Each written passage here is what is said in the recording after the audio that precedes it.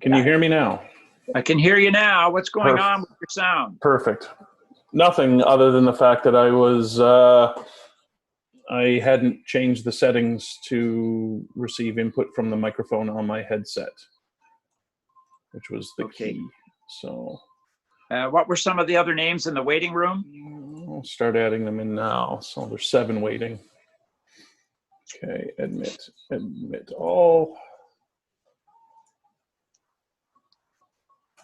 Okay. Hi. Hi. Oh, Ken Beresford. Yeah, Ken Beresford's here. Hi, Ken. How are you doing? Fit as a fiddle. Fit as a fiddle. Yeah. Okay. So you're lying. Okay. And let's see. Karina. Yeah. Karina, I can't see your face yet. Karina, what's happening? There we go. We got a voice. I'm writing a lot of stuff down here. I am. Hi. Hi. Charmaine, I see your name on my screen, but I can't see your face. All right. So you folks know that if you tap your screen, you'll see a window that'll open up, and you unmute your mic when you're ready to talk. And tell them you can't stay very long. That's what you do. Okay, I have to go now. We'll see you next time. Okay. Yeah, she's off to another meeting. Okay. That was Nice Marina Wilson. Yeah. So I'm actually at work. So if I disappear, you'll know that I've just I have to deal with something. Okay. What is it you do? Well, I'm a school bus driver, but they've put us in the front entrance of schools right now. Yeah. Yeah. And I see the name Karen J. Bradley. Correct. I haven't looked at my roster in a while. I didn't know. I didn't realize you were a member. I'm a fairly new member. I think I joined in December. Okay. And what guiding have you done in the past? I haven't. I'm just in the ITMI course right now. Oh, okay. Fantastic. Fantastic. All right. Well, I'm Jeff, and Matthew's there somewhere. Hello. Yeah. Oh, hi. Marlene is on board. Yay. Hello. Marlene. Can you hear me? Yes, we can. You sound Wonderful. great. Great. I'm writing down names as we go here. Okay. Yeah. Fantastic. And let's see, what am I going to do here? I'm trying to, participants here. Oh, Anna. Which one's Anna? Or A-N-J-A. How do you say that? Anya? G. Jackie. Where's Jackie W? I'm right here. Oh, there you are. That's Jackie. Hi. Okay. It's great to see you all. Yeah. Thank you for organizing. Yeah, and I just sent an email out over the last day or two for some potential guest speakers, people that either have spoken to us previously or will again via perhaps Zoom. We'll see how it goes. Ursula, I see your name on the screen. Is that right? Unmute your mic, Ursula, if you're there. They may be busy, so anyway, hi everyone. I'm Matthew, for everyone that hasn't actually met me, but just to kind of see me hanging around. I'm kind of running the tech background on this one today, so if you have any questions, feel free to ask. We're going to run a little survey out afterwards too for helping, you guys figure out what worked and didn't work, and we'll get you guys, more accustomed to things with how Zoom works in the next little bit too. So, bit of a learning curve getting this many people on Zoom for CTGA. So bear with us. Is George Bell on board yet? Yeah. Everybody that's in the waiting room is inside the chat right now, so there's nobody else at the moment waiting. So that's only about 12 people or so? Yeah, looks like it. 11. I've got, oh, and you'll see I've got a backup running. That's why there's 2 boxes with me on there. One with my video, one without. You don't need to see me twice as often. Very good. Okay. So is anyone not used to using Zoom? Is this your first time? No. Oh, First time good. participating. First time participating. I've watched So- but not spoken. Yeah. All right. So Jackie, you know, if you tap your screen, Yeah. it'll open up a window that says, you know, mute, stop video, share content, Yeah. participants, and so on. Yeah. Where is the, oh yeah, if you hit the more button, you'll see something that says chat, Mm. and you can type messages. I'm going to type one now. Okay. Members, let's see here.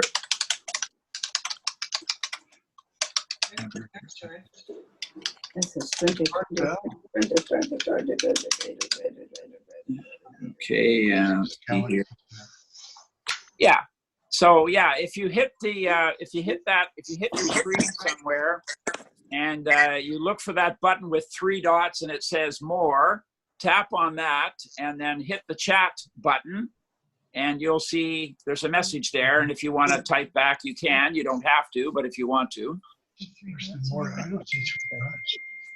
All right, I show it's 11:01. So is that dinging, Matthew, mean that someone else is trying to join in? I mean, somebody somewhere got a text message on one of the dozen chats that are here. So, okay, well, welcome everybody. We'll start with the obvious question. How's everybody doing? Anyone want to comment? You're doing okay? What have you been doing to pass the time? Cleaning house. everyone's houses, I'm sure, are spotless by this point after a month already, right? Working in the garden. Working in the garden. Okay. I see George and Heather Bell there. You got it. I can see them on the screen. And how's your health, George? Oh, super. Excellent. Excellent. I'm just writing down some notes as I go here to make sure I got everything. Okay. George, I'm going to start with you if I can. Just because, for those who don't know George Bell, George is sitting on your screen there somewhere with his wife, Heather. She's got a purple sweater on, it looks like. They've been touring a few years longer than I have, running. George and Heather have both been local guides and long-distance guides, and used to run a travel agency out of their home or area in White Rock. In any event, George, just your general thoughts. Obviously, this is unprecedented times, but from what you've heard on the news in recent days, your thoughts on what the season for 2020 looks like at this point. Go ahead. Yeah. Okay, are you ready?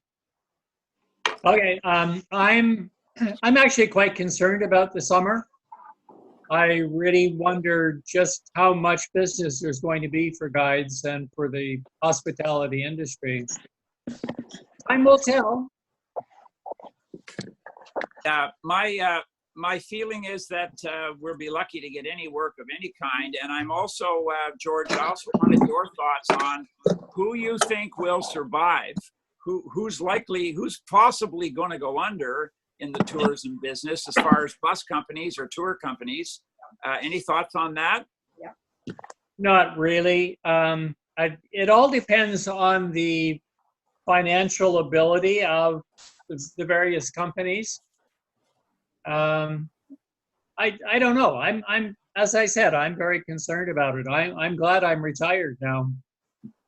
Were you planning any tours this summer yourself, you or Heather, to do any step on or anything?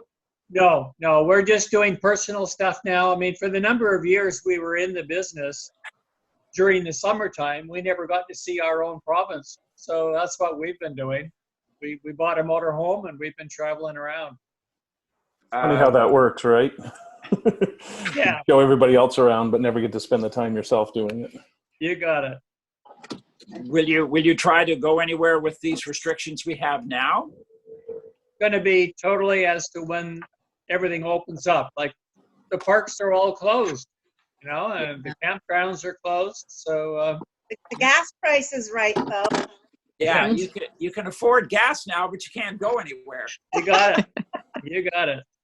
Most, the prices of the gas and that are low. Most things are closed, and most local towns are not actually that accommodating to anybody coming from outside of town, especially from anyone from the city right now. Everyone's actively wanting to turn away, and there are, Squamish has petitions up to try and have Sea to Sky closed to all but to all but residents in order to, contain exposure and such. So even personal trips right now are really limited in scope, both on a kind of a PR sense and just on a logistical sense as well. So Yep.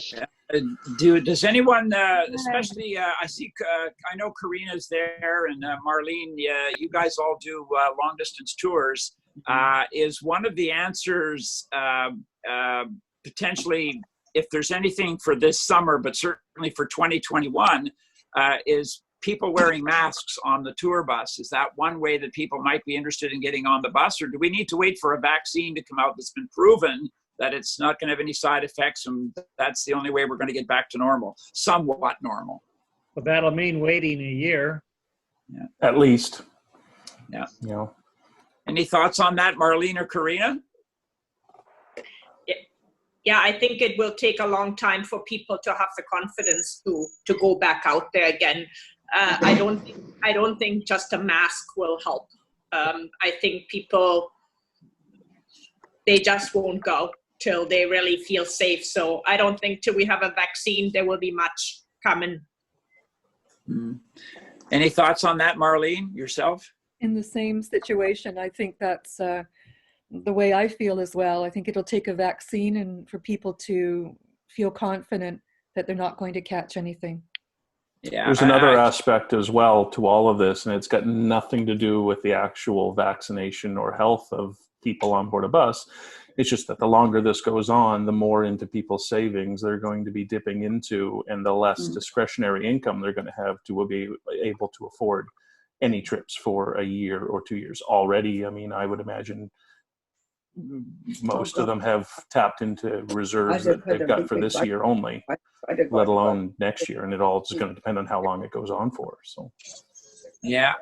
Has you don't have to say what, but has anyone contemplated what they might have to do for this summer and even next summer, a different job?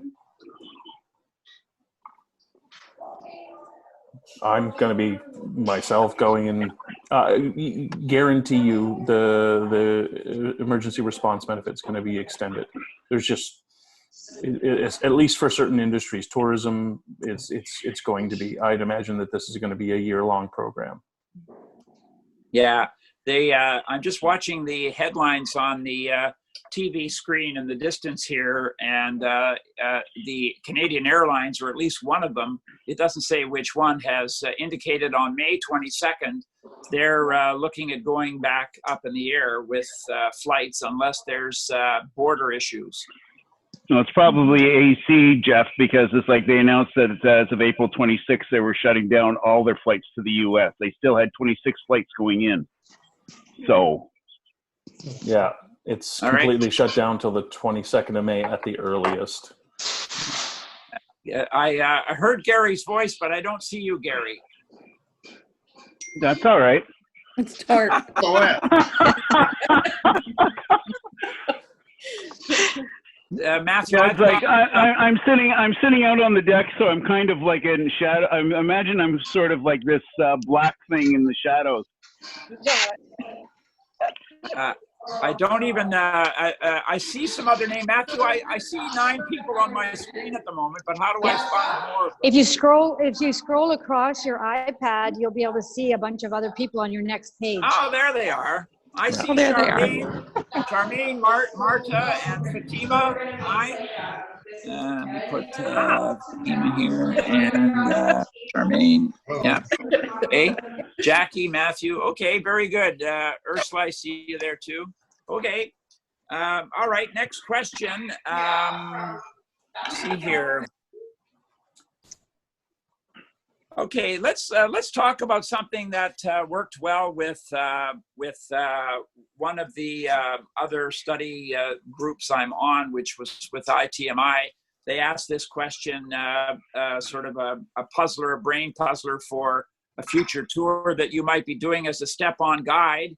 You're just a few minutes into the tour, and all of a sudden you realize that there's some kind of traffic jam. Maybe a police officer walks up to your bus and says, you can't go any further. The tour route you're planning to go on is all stopped up.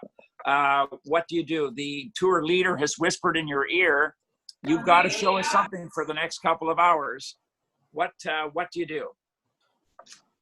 Head for the hills, North Vancouver. Lots of things to see there. Yeah.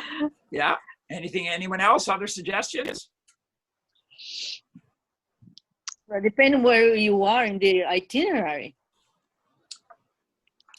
Depending on where you're going to be in your itinerary. So you need to plan ahead for this situation, I think. Depend on your itinerary. Right. Be prepared. Think about it first. Okay. UBC and Steveston and, go out into the valley a bit, whatever. We've had that situation in the past, so you've had to think standing up and readjust and go on and call it a mystery tour. Exactly. Hey, worst comes to worst, you always have Iona Beach out by the airport. Yeah. Those who don't know, that's where the Metro Vancouver sewage treatment plant is. You might get the odd smell, but it's a beautiful place to go. If you don't want to let them off and you not take the risk, you can have a wonderful photo opportunity. And I've been out there lots, but I have to admit, only once or twice have you caught a smell of anything. So. Yeah, I haven't been out there in a while. The suggestion that I made when this came up a few weeks ago was that you could look at, normally on a city tour, you don't have time to go into the aquarium or maybe the Museum of Vancouver, but you could look at that possibility, see if you can quickly phone them and get a group rate, or just show up at the door, go in, talk to the staff, explain the situation, see what kind of a deal they'll give you. Sometimes they will. Going to Queen Elizabeth Park, if that wasn't originally part of your itinerary. And like George said, George and Heather said, Stevenson Village. I took Trish out there recently. It's even just to walk along the river there, between the Britannia Heritage shipyards, even if you don't walk quite that far. The little town itself is quite interesting. The walkway along Ambleside Beach is good as well. I just got a text from Charmaine. She can't hear us. So, Matthew, I think what she needs to do is she can just Charmaine, call in on her phone with the phone number that's on there and the link or that was tap given. on, Charlene, try tapping in on your screen. Tap your screen and see if there's a button you can hit. Should be on the lower left. Yeah, I've been talking to different people on Zoom about where things show up on their screen when you tap on it, and so I get mine on the top. It's going to be different depending on your device. We've got most people on Apple products, but it will differ between iPhones, Android phones, iPads. I have a backup running on my phone, but I am primarily using my computer, in which case I can see everybody. So it can be a bit of a crapshoot trying to figure out which location on which device.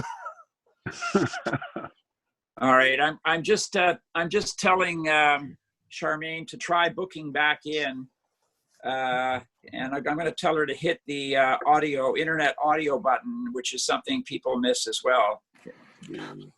So while Jeff's doing that, quick question, because I obviously have less experience with CTGA and its general operations than most people here, having only joined a year ago. Jeff made an interesting point there. What, if any, has there ever been like a concerted effort on the CTGA to have some sort of what's a good way to put it? A system set up, like where you're saying, like, hey, if last minute you need to call and see if you can arrange a group rate or something like that. Has the CTGA ever talked to CAP, to the aquarium, to the various ones to set up, an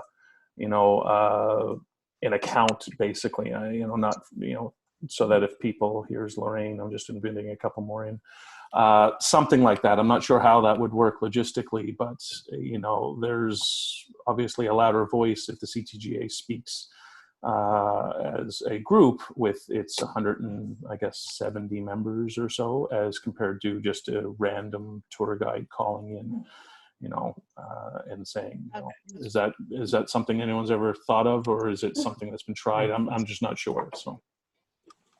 As far as I know, you need to set up an account with them individually as a tour guide and have your file with the company in order to bring groups in.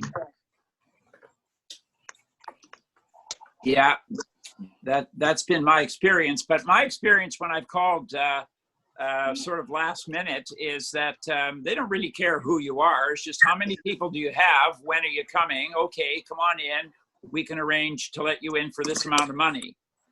So, of course, then you talk to the tour leader, or if you're traveling with a group that has a tour leader traveling with it, it's probably better to ask that question beforehand so that you can, listen, they're going to want to charge 10 or 20 or $30 a person or whatever. You know that going in, and then you can sort of say yes right on the spot.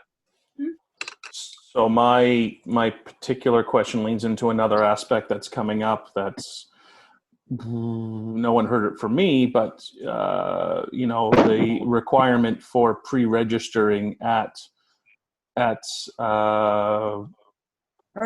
attractions is going to be more prevalent. Things like Capilano, with everyone has seen the lines that they've had there. Like, they are requesting people to do kind of like what Pursuit does with the snow coach, and that is you're scheduling a time in advance. If you don't schedule, then you get lower priority for that.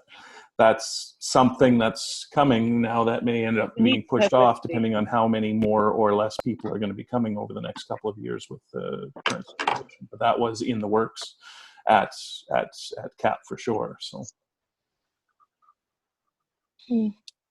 any other comment? Makes it more difficult.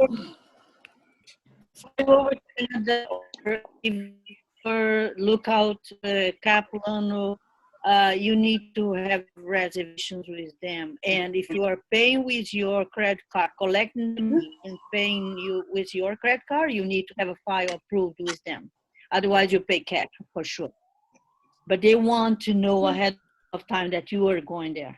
And they're not giving out the vouchers for drivers and guides and such or they weren't going to be anyway. They were going to be reducing that system for non-pre-registered groups and guides as well. So.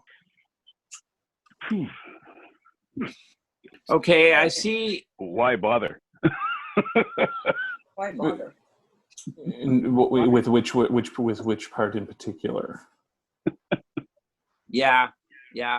And I know from talking in the past to Whistler Blackcomb that they're very fussy there, but generally all the staff I've spoken to anywhere has been helpful. They're trying to get you into the attraction. I think although Fatima just said you usually have to tell them in advance or something like that. I think those days for the next this summer anyway, or if you get it, you call them up and they're open and they're be willing to, they'll be open arms to see you. But next summer, if during this coming winter things look like it's going back to normal, then I don't know. I can say one thing for sure, Matthew, you probably agree with me. there probably won't be any parking fees at Granville Island this year anyway.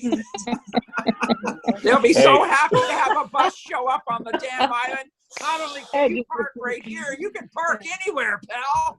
So, some of you might have seen that I had posted up on the, not the CTGA Facebook group, but the BC Alberta Guides group, that I was down at Granville Island a week and a half ago or so, and talking to some of the vendors. I mean, still a grocery store, so there's still, you know, vendors open. There's no day vendors. All of those stalls are gone, whether or not that's by vendor's choice or by market's directive, which I imagine is probably it to ensure spacing. But most of whom I spoke with, their particular feedback was that, you know, it's just their core locals that are coming there and nobody else. So obviously no tourists. And even then, many of the locals that were coming from further abroad are not. Maybe some of the ones that were traveling in from Langley or something like that for an afternoon. It was quite dead but busy in a certain select few vendors. So I don't know what Granville Island's going to do. They may keep the fees because they are not pulling in the rental income that they would get from their operations normally, because they get a percentage. Not all of them, but most of the vendors pay a percentage of their sales to the island administration. So I think that because this is unprecedented, nobody's ever lived through this in the past, and the future isn't going to be what we're used to from the past. I think that the numbers of people, if they do go by bus in the future, will be a lot smaller in number, and you know, the cost will be a lot bigger because you won't be able to have as many people on the tours. And, you know, the social or the physical distancing is going to last for a long time. So I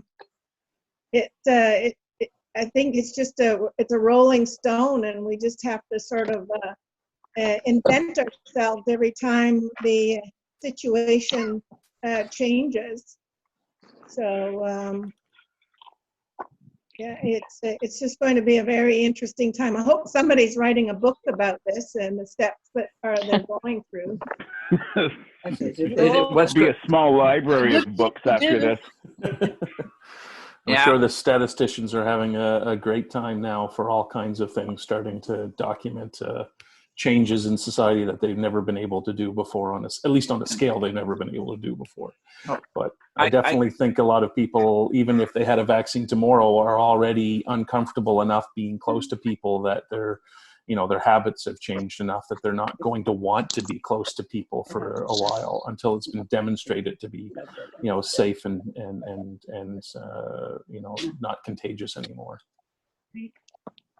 I have an interesting question about what I guess for any of you, what things will not be normal again? For example, we'll probably never see again, such as handshaking. I think that's gone. Anything else that comes to mind?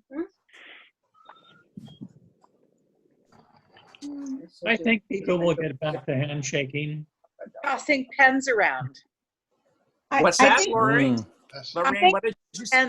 Passing pens around. Oh, passing pens around. Even just any kind of doodads on that. You know, the white glove that the ladies wore in the early days, and the men had, you know, their gloves as well.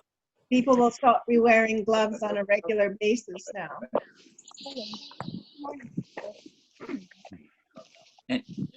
Yeah, Gary, I see you occasionally there. I can see your silhouette. All right. I have another question for especially the longtime tour directors. What would you do if you're showing up at your hotel, you're all set to run in the door and get the keys and bring them out, and you show up at the desk and the desk clerks look at you and go, "We don't have you here. We don't have you at all." You didn't do your homework and pre-check your... Exactly. Exactly. Call the hotel, confirm numbers and rooms and everything. That's a mistake everyone makes once. Before you get there. Exactly. That's Yeah. only Only a once. mistake you make once. Very good, Matthew. Yeah. Well, I have had it happen, but it wasn't my fault. The hotel went bankrupt Yeah, okay. in Italy, and they had the police, the finance there telling us we couldn't stay there. So, oh, did they go bankrupt just before you arrived? Yeah. Did they Well, That's I a new don't one. know if we went bankrupt just then, but I actually had the police, the finance standing at the entrance as we pulled up and tell us we're not staying there. So what did happen? Well, you hopefully have some other hotels your company works with and you call really quick. It was very interesting. Yeah, that's definitely not going to be possible in Banff on a July or August day. But Yeah, you're gonna be heading to Canmore or somewhere. Yeah, it's Calgary. yeah, Calgary actually. It's always Let's hope everyone's logbooks are good. It's as long as it's still paper, Matthew. It's all good. You can make it work. That's what they say, right? You can always make it work on paper. All right. On a couple of points on the question I asked, of course, when you're at home before you leave on the tour, it doesn't hurt to start sending emails or phone calls. Hey, I'm a tour guide. I'm coming to your place on June 1st. I have it down that we're staying with you. Is that what you show? In the immediate situation, I would quietly wave the driver into the lobby and say, hey, what does your paperwork show? It showed that we were at this hotel on this night at this place, right? Make sure it's the same thing. In fact, when I worked as a driver, I always, whenever I could at the first coffee break or somewhere, lunchtime said, hey, so I show that we're going here, here, here, and here. Is that right? At this hotel, that hotel? And many, many times that paid off because I would get a no. No, on the fourth night, we're not staying at the Sinwapta Falls Lodge. We're actually staying at the Jasper Park Lodge. Okay, well, are you sure about that? Because that's not what my office sent me.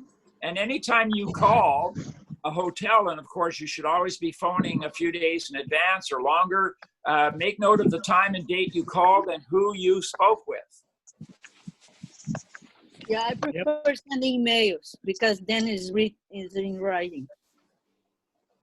And another thing that I do most of the time, the first day when I see my group, if I notice someone limping or with difficult for mobility issues, I make note about that name on the email. I send all the hotels. I say, such a person, this need a room on the first floor, no stairs, close to the elevator as possible, please.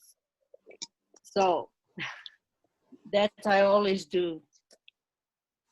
Yeah, that brought up another interesting question about having someone on the tour that you were, your company, your paperwork, nothing showed you that you have a person in a wheelchair or has mobility issues, and you find that out on the first day as you meet the group.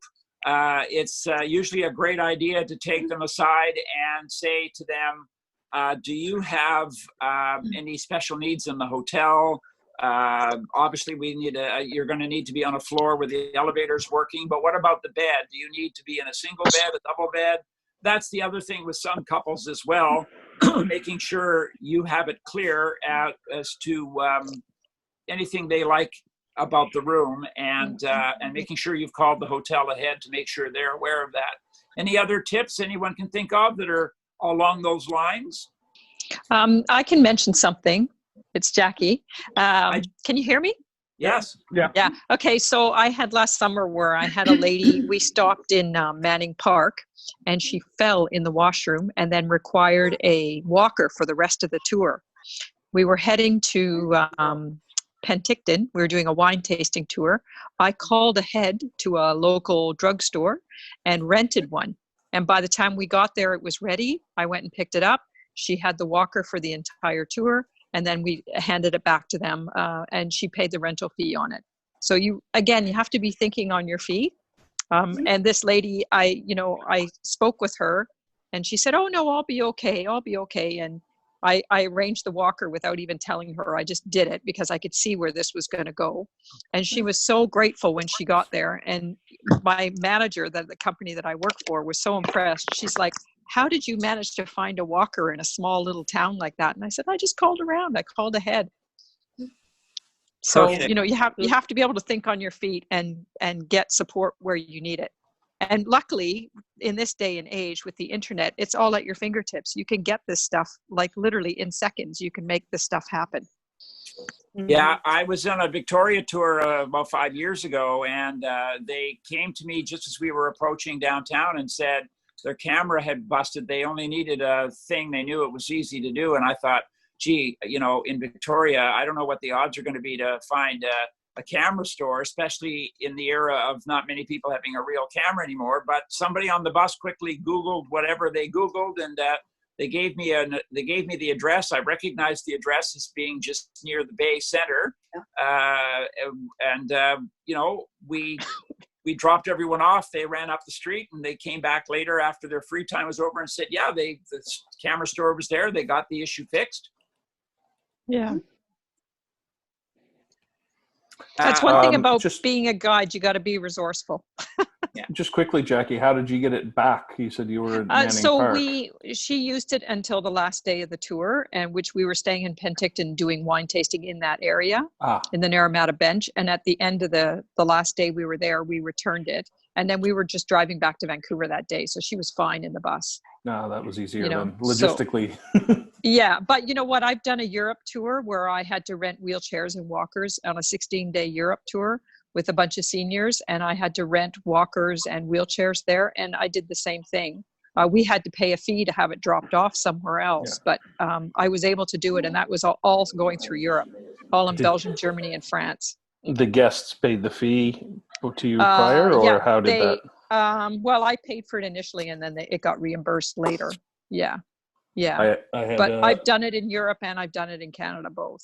Last summer, I had a family with the grandparents on. I had them at the beginning of their trip here. I had them a few years before as well, and so I had them for a couple of days in Vancouver. They went on their cruise. They came back 11 days later, and they came back out with the grandfather in a wheelchair because he had tripped on board the boat and twisted everything. So they neglected to inform me that morning that they had that issue. So we went up. The Pharmasave at Burrard and Davie is always great to be able to quickly get something rented in downtown if you need to. So for the next 3 days, and then we were good to go. But if you're in downtown, you need something quick. That's been my go-to. It's like $75 for the month or something like that. It's not expensive at all, and it's really useful.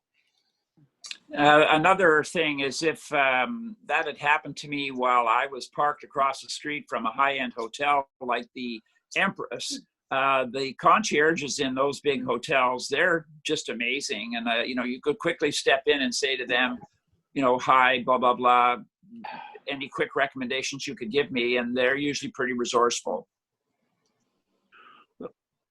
Yeah. Here's something to think about for the future, though. To kind of change the subject, road closures. The road closures in the temporary road closures in Vancouver. We're looking at, it's like watching the news. It's like what is it? Milano in Italy. Milan is revamping the entire course of Buenos Aires. And it's going from like 4 or 5 lanes down to just 2 traffic lanes. And you can see this, is this going to happen in North America? Like the little section near me with Beach Avenue, all the way from Stanley Park, all the way through to Granville Street is now shut down, eastbound. So you've only got 1 lane. Other cities are looking at the same thing, at least as in a temporary vein. This is going to change city tours all over the place if this remains the norm. do you really though expect there to be like a bunch of city tours before regular traffic is instituted? No, in the I'm cities just and saying. that? I'm just saying if this remains, if the cities decide, like I can see Vancouver saying, "Hey, this is working. Let's just shut down half of Beach Avenue. Just put everybody onto Pacific. They don't need it. We can shut it down. Possibly, you can still get in and out of Stanley Park in an automobile. I can see, currently not, but yeah, on a regular No, basis. I mean it's like you can I'm using Stanley Park. It's like it's beautiful. It's like 10 kilometers to do a loop. I can do that on my bicycle. It's like a couple of loops in under an hour. It's like, and there's nothing. There's nobody there. All you've got is cycles. It's gorgeous. I love it. Yeah, I'm sure it is, and it's great for the locals. But I wouldn't expect there to be any amount of tours coming. No, I'm saying it's going to. I'm saying it's like going. They'll open up Stanley Park again, but I'm saying areas like Beach Avenue.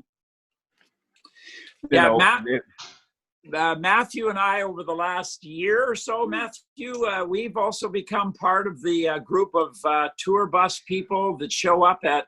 We've been invited by Vancouver City Hall Engineering Department in Broadway and Cambie, and they're well aware of tour bus issues now more than they've ever been because they've been holding these meetings. And some of the top managers for other companies such as ISL and so on are at these meetings too, and some tour operators. So City Hall knows how important it is for the tour buses to be able to follow the route that they normally follow within the city boundaries and where we like to stop, totem poles, Prospect Point, being able to have access to get on and off Granville Island, Queen Elizabeth Park, etc., Chinatown, Gastown. So, we have contacts that we can direct emails to if something were to come up. The news people, the city of Vancouver's even done that the roadahead.ca or whatever it is. Yeah. Anyway, usually on City Hall website, there's a good amount of, here are the road closures that are coming up for this summer or for the next few weeks to be aware of. So. No, I'm just saying, what I'm saying, Jeff, is that the cities are looking at, the success of these issues and saying, well, let's continue this. Let's make this a permanent fixture, especially down here in the West End with Beach Avenue. And the number of cycles that run up and down is like, if you're on the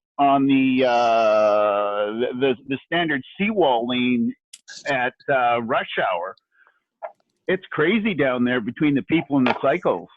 So that's what I'm saying is like. To put that into a bit of perspective, how many coaches are going down there? Is anybody else taking coaches along that section of Beach Ave? You mean the lower section by I'm not saying the lower thing. It's shut down all the way. Like if they shut it down between, say, Denman, and then just run it straight through. Yeah, but they've only shut it down eastbound. So that's what I'm saying. It's still just eastbound. It would have to be adjustments in terms of loops westbound, things like that. I would imagine something like the lower section by the aquatic center would be something that they would consider shutting down or keeping shut down for an indefinite period of time. But the upper section towards the statues and Denman Street, I'd imagine that will have to. You got 4 lanes there. Yeah, you've but got 4 lanes there. It's just there's too much traffic connecting, shutting it all down. Yeah. Just to change the subject, Canada Place, when the cruise ships start coming back, it's never going to be the same the way it has been in the past with wall-to-wall people. So you can just imagine what Canada Place would be like. We've spoken to the city about those days that are crazy down there, and I tried to encourage them to ban the parking within 2 or 3 blocks of each direction, every street, to make it easier to move down there, and to post signage up block or 2 blocks away, telling motorists, XYZ date is a really busy date.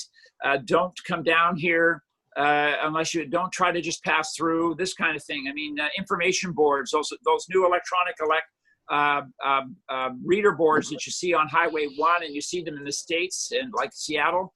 The city of Vancouver needs those as well, posted at certain intersections, because the average motorist isn't aware that certain things are happening, like the Sun Run, which would have been the other day, and so on. And if you post signs away from downtown or very close to downtown, the closer they get, they'll see those and they'll drive away, they'll turn and move, not go there. And that's what we need more. We need more information that is posted right away. And they said, okay, that's something they'll have to consider for future budgets. So that's all we can do is point things out to them. Kind of adding on to that, does anybody really expect any more news about a new cruise terminal now for the next couple of years, or is it going to be on hold now? George, what do you think? George or Bill Johnson, what do you think? Yeah, go for it, Bill. I'm not, Bill, are you there? Yeah, I would think that a cruise ship terminal, the talk now is going to die down, because it's going to take a while now for the cruise ships to be able to build back up clientele and to tell people, hey, it's going to be safe to come on these ships, because most of you all know there was an issue with many of the ships beforehand with viral outbreaks, and now it's even worse. Well, the Grand Princess was, supposed to be the first ship back in, and it was the main one that was shut off and kept offshore of San Francisco on its northbound repositioning cruise because of those ones. So, there's going to be issues with public perception about going on a cruise ship anyway, even if there was a vaccine and such. They've had pretty bad PR with outbreaks on board prior to COVID-19. Now it's even worse. We watched a video on the future of cruising and what it will possibly be like, and they'll do a soft easement, i.e. they'll only have about a half of their capacity on the ships, or maybe not even that much to begin with. So I think what will take place with cruises is once they get the okay to go again, that will be a very safe place to travel because of the way they do keep things clean. It'll be smaller numbers on the ships, so there'll be a lot more physical distancing that you can do on the cruise. And they're going to be offering prices that you've probably never ever seen before, and so enticing that the people will start picking up on doing cruises again, just because it's simply going to be so inexpensive to cruise for a while until people start to feel more comfortable cruising. They realize that the psyche of the public are afraid to cruise, and they're doing everything right now to prepare them to make the public feel safe in cruising again. So we're thinking that there'll be a real good price on a round the world cruise when so. You're saving your money. Yeah, we're starting to save them. We're not going out, so. George, on that topic, George, something Heather said that I was thinking a few days ago is one aspect of the tour bus industry. So a 50-seater bus, or 52 seats or 55 seats, is one aspect for the tour companies to only sell 25 or 30 seats and make that a max, and then people can spread out around the bus that way. Well, there are many companies that do that already. When we were going internationally on tours, we always had small groups, and so we had a larger bus, and so there was always lots of room. You just have to be aware that you're going to have to charge more for that.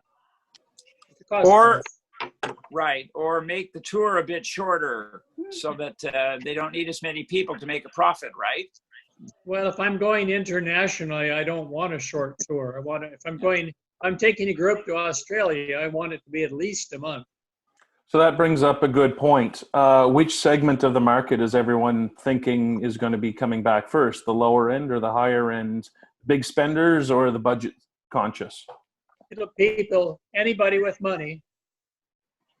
Yeah, they'll be so anxious to get out of their home environment for a little while. Oh, yeah. And the prices are going to be so attractive to a lot of people, and the product will be there for, anybody.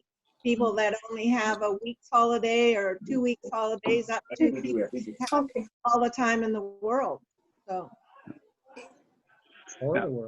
There'll be a huge pent-up demand for people wanting to get out. It'll just be insane for a while. Now, here's the question. Is that going to be people internationally or domestic? People are going to want to get out, but people are going to be very hesitant to cross borders, especially with the issues with everyone had getting back home and being stuck overseas when all of a sudden borders started closing. I very much see that being an issue for a lot of people. That hesitate. I think this is going to be a lot like pregnancy and having a child, that you forget very, very quickly how painful it really is. I'm not kidding. The same thing is going to happen. Metaphor. With all this. Perfect. I only pretend. I can't really speak to that in person. I hope it doesn't go for 9 months. In a few years, I don't know. Is something wrong? I see that. I see that Tourism BC is really promoting, explore your backyard. Not right now, but in the future. Yeah. And I think the domestic market here in BC is going to do quite well. Once this rebounds, people are going to be hesitant to travel across borders, particularly into the U.S. And I think that, there's so many beautiful places to see in BC. The company I've been working for the last 5 years, we do small group tours all over BC.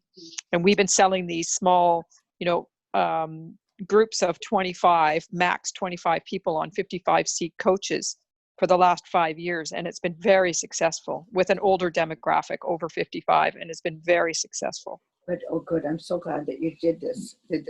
What,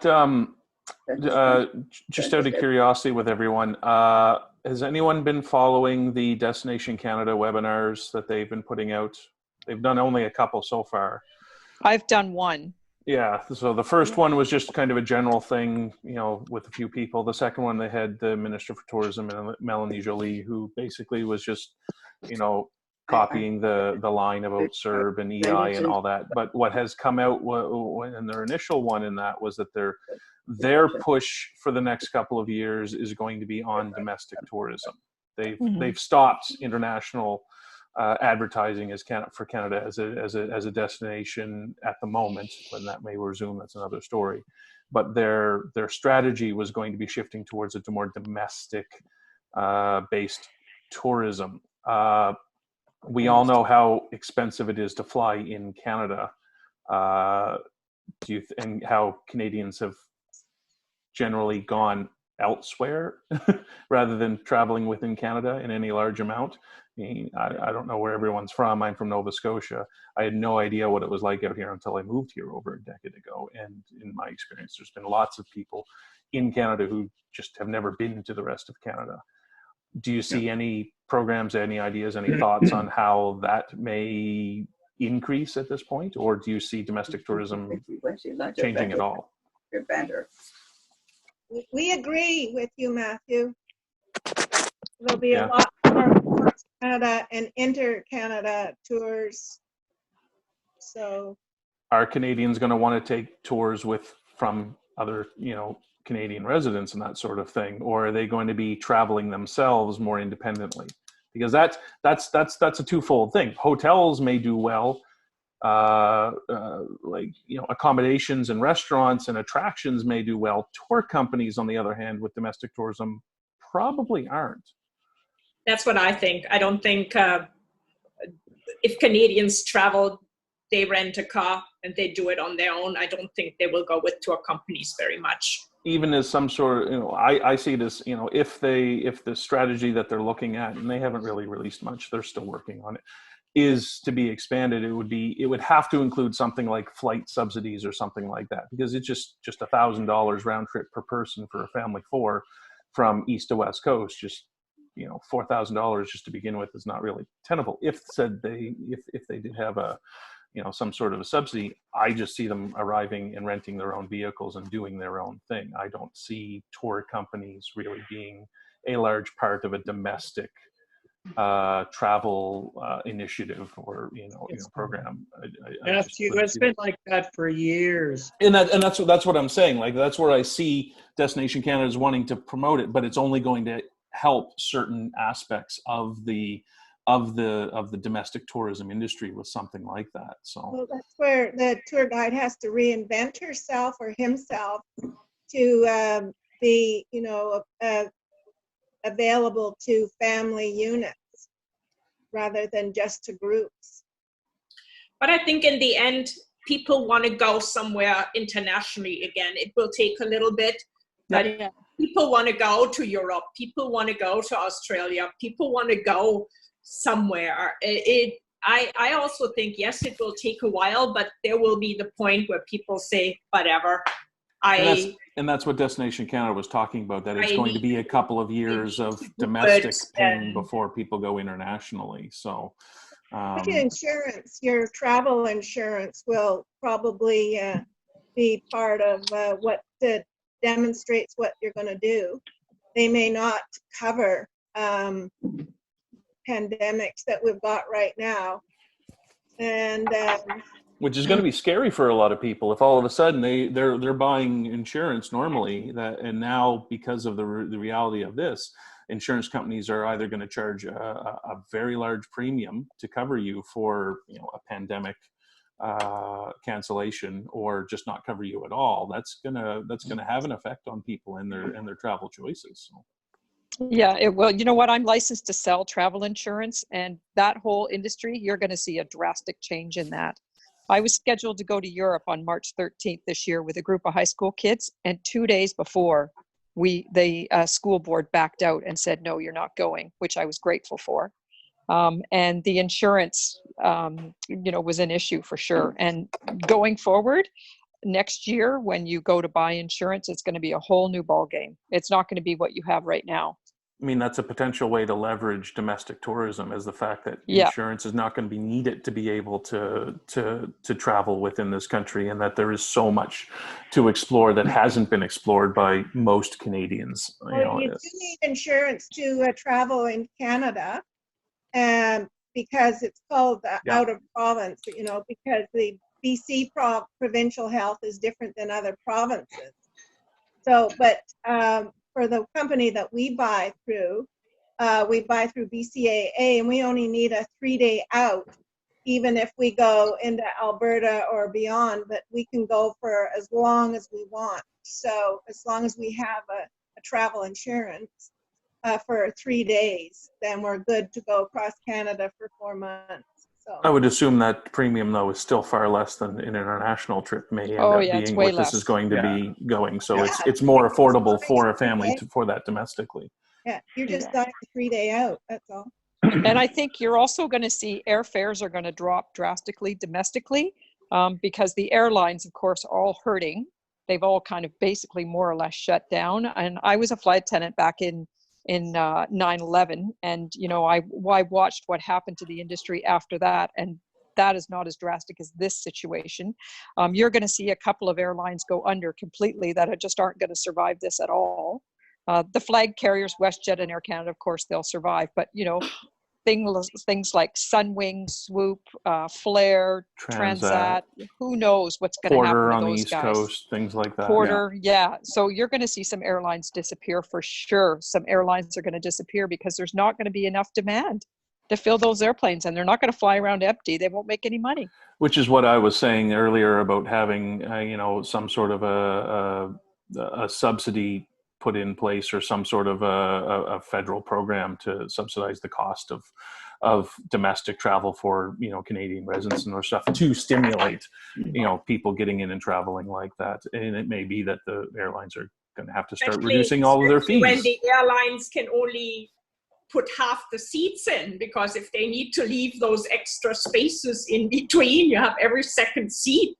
So my friend is still flying. He's a pilot for Air Canada. He's still flying, and other than 2 days ago, the requirement for all travelers on the plane to wear masks, every single seat is still full on those planes.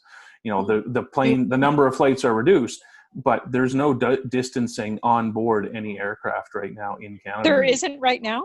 No, you're still sitting seat to seat. Lufthansa is doing every second seat. That's Yeah. what I know.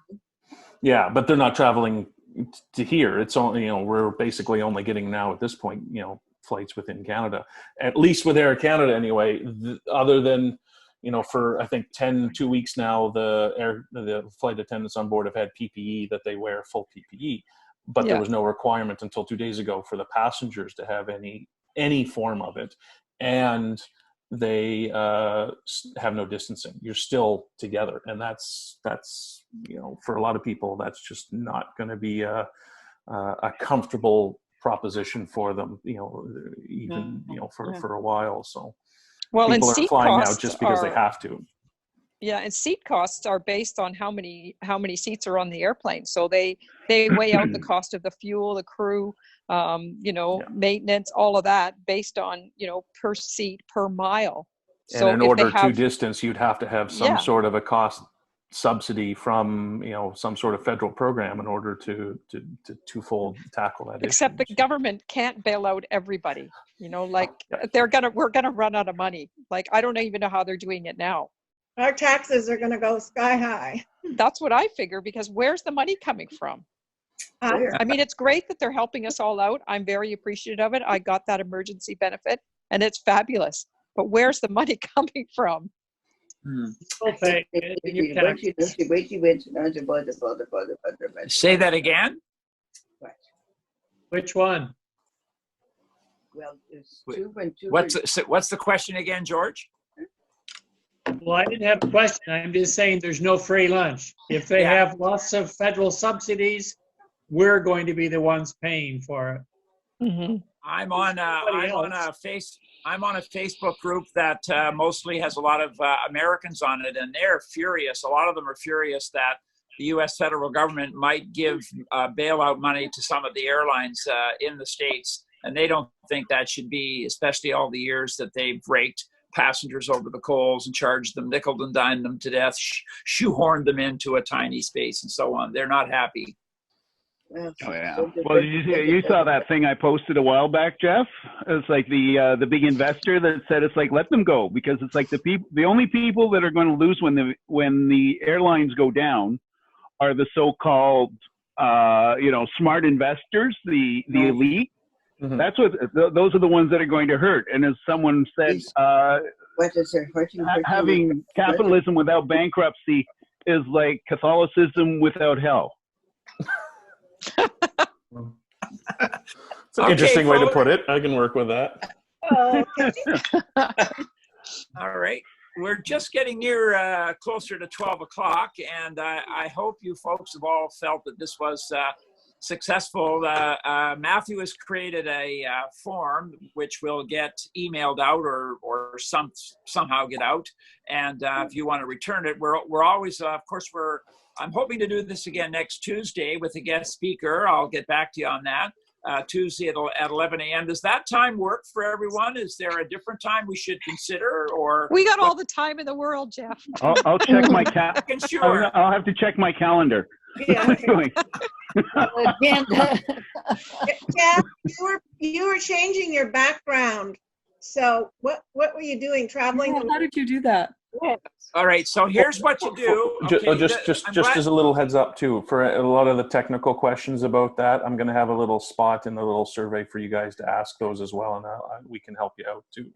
So it's just in a nutshell, because one thing I discovered yesterday, Matthew, which was interesting, Lorraine and I were trying a test Zoom meeting because she had never been on it. And I discovered that when I tap my screen and I touch the three dots and the more button, I get the menu come down and it says virtual background. And when I touched that, there was a couple of choices and there was a plus symbol. When I hit the plus symbol, a window opened and I didn't see anything right away. So I thought, well, that's strange. And while I was waiting, trying to figure out what to do, suddenly my photo page opened with all kinds of photos on it. And then I picked a photo, and then I was able to get that as a background. And then when you're done, you go to the upper, in my case, in the upper left-hand corner, there's an X I hit. Hey, so here's, cool. Yeah, it's called virtual background. It looks great. It will not work on older devices, just so you know. It's only on the newer ones. So, if it doesn't work for you, it'll tell you. I've got my beautiful skyscape. I'm happy. Yeah, I have an older device and it doesn't work. Yeah. Yeah. Hey, I It just becomes did something it. It weird, works. like this. I show you with the older device. It can like. Yeah. That's right. I just exactly did it. It right. works. I've got house sound behind me. There you go. Beautiful. So you can choose your own photo. They have some basic stock Bye-bye. photos, but if anyone's looking around on the internet right now, all kinds of companies are putting out specific backgrounds for people to use on Zoom. So if you just go and Google Zoom background download, you'll be able to find whatever background you want. So you could have all the 7 wonders of the world on the next one. Okay. Hello, everyone. Could this be a beginning for a virtual travel? Say that again. Who was speaking there? I didn't catch who was This is speaking. Keenan here. Keenan here. I salute everyone. Could this be a beginning for virtual travel, like the backgrounds changed and from your room you can travel around the world, and maybe we can tap into guiding in such an activity? Could be. Could be. Yeah. Everyone's aware that museums and that from around the world, art galleries, are all providing virtual tours of their locations now. So you can go through the Louvre, you can go through everywhere that you'd like to, basically now online, because they're opening up their collections in that sense in a way that was never done before. There's more than a few of you out there that haven't asked me how Trisha's doing and where is she? Yeah, is she home with you, Jeff? Yeah, right? There she is. How you doing, Trisha girl? You know what it is. You know what it is. You know what it is. Can you say hello to everybody? Nobody. Nobody. Nobody. She looks lovely, yeah. What's that? What's that? She looks lovely, Jeff. She looks lovely, yeah. And she's sometimes she's quite humorous and quite talkative, and sometimes you can't quite make out what she's saying. I can kind of guess at it, but she's a very pretty girl. She's very happy to be not in the care home. I'm so glad I took her out of there. They'd been starting to confine everybody into their rooms, and she'd be in that, imagine being in that same room all the time, all day long. I mean, they told me they left the door open and they blocked the door with a chair, and they would come by every few minutes and talk to her for a moment. But still, she's a people person. She needs exercise. You really have, I feel, not only for the other people that are still stuck in the care facilities, but the staff at the particular care facility she was in, 2 weeks ago, they were down 6 people. And as you may have heard on the national newscast last night or the night before, the media is starting to pick up on the fact that there's no like, if I'm suddenly needing a tour guide, I've got about 20 or 100 of you people I can try to phone and say, can you come in tomorrow? Is somebody sick? Whatever. But there's no help right now. There's no extra staff anywhere that can come in to fill in for the people. So the staff that are working at a hospital or a care facility, they're having to pull extra duty because they're short staffed. So this is something that will be good coming out of the whole COVID-19, is that there hopefully will be backup plans for the future, and hopefully these people will be getting better pay. Many of the LPNs are, they're having to work 2 or 3 jobs because the care home they're at is only allowing them 20 hours a week. So they work 20 hours there and then they work 20 hours somewhere else. So hopefully this is going to help the long-term care facility industry out. For sure. Jeff, I just wanted to add something about the Zoom training. The West Vancouver Public Library is having an online workshop tomorrow at 2. If anybody, I know everybody's here, so they probably have a lot of information, but it's always nice to learn more tips. And you just have to go to the West Vancouver library website. Good. That's good to know. And it's on the front page, I'm pretty sure. And just have to register. Fantastic. And I'm sure some of the other libraries are doing that now too. Possibly, yeah. It's 2 o'clock.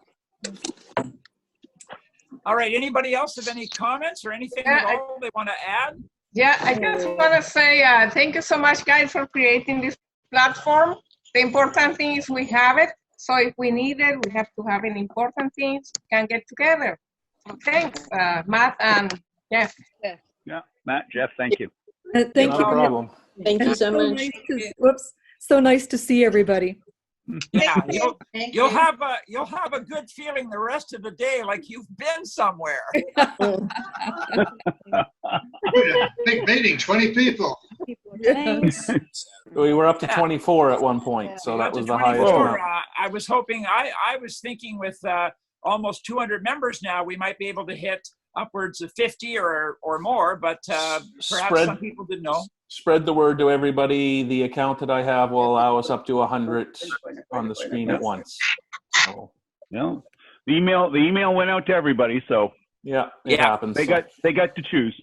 Oh, good. Yeah. There'll be another one coming too with the little survey link. So any questions about the content of the meeting, future meetings, the technical questions as well, please feel free to fill it out.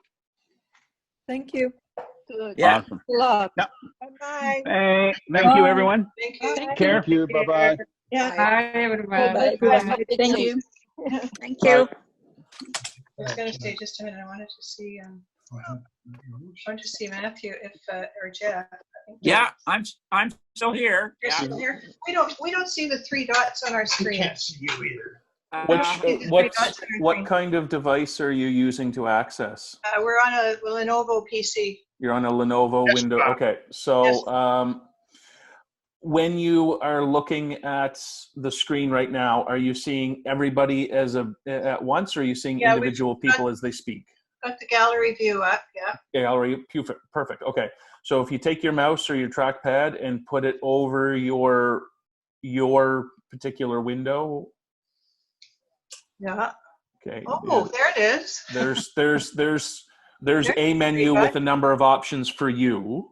Okay. Okay. And then you can do the same thing with other people as well. And then it should be at the bottom of your screen. There's a whole bunch. Because it's on the computer, there's more room for it. So there's not necessarily 3 dots and then a menu that comes up from it. It would simply be the bottom line where it says like mute, stop video, security, participants, etc., and all that on the bottom. So. Okay, because it doesn't have the more where you can get the different pictures. The background, the virtual background. Yeah. So how old is your computer? Oh, it's only about 3 or 4 years. Yeah, it might not be old enough for the background, and it's been a while. I can't remember offhand the virtual backgrounds for. We got Windows 10. I don't know if that matters. No, Windows 10 is good. So the other one, it might just be if you go like up to File and Preferences or Options and that, it should bring up another set of settings for you, and one of them should be virtual background. And that 5th generation iPad I sold you last year, if you put your Zoom app on that, you'll probably find it. I'm using my iPad for this today, and it works really well. And you'll find that, anything newer has sort of more bells and whistles, as it were. You still have that iPad I sold you? Is it working? Yes, I'm enjoying it. I'm using it for a message chat with my sister and a few other things, Well, download the Zoom app onto it, and you'll find it'll be really good. Yeah. Okay. Yeah. I think for your computer, it'll be in the top file options or file settings or something like that in the top left-hand corner to be able to find that. I'm on a Mac. It's located up there. It's a little slightly different than on the Windows. Okay. I have no struggle. For those of you still on, I have breaking news. IKEA's decided to share their recipe for the Swedish meatballs. That's good. That's good. That's good. those recipes. Yeah. Okay, thanks, guys. Thank you very much. No problem. Yeah. Okay, Matthew. Thanks. We'll talk or text or whatever. We'll go from there. See you later. Hi to Trish. Okay. Yeah, she's here. Yeah. Say hello, Trishy. Hi, Trish. No, I got them. I had them already. I'm ready. Okay. Bye. Okay. Bye-bye.